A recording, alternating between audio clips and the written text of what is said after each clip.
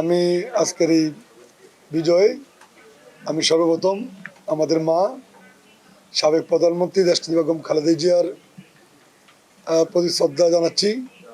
ওনার আত্মার মাগফিরাত কামনা করছি এবং বলতে চাই যে এলাকার মানুষ আমাকে নির্বাচিত করেছেন। যেভাবে এলাকার মানুষ দেশনেত্রী বেগম খালেদা জিয়া ওনার মানুষের যে প্রত্যাশা ছিল, যে আশাকাঙ্ক্ষা ছিল, ইনশাল্লাহ আগামী দিনে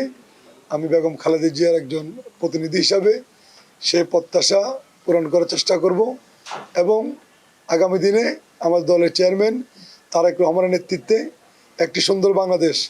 যে বাংলাদেশের স্বপ্ন দেখেছিলেন শহীদ জিয়া রহমান, যে বাংলাদেশের স্বপ্ন দেখেছিলেন আমাদের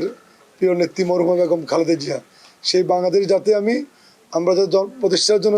জনগণের পাশে কাজ করতে পারি, জনগণকে উপহার দিতে পারি,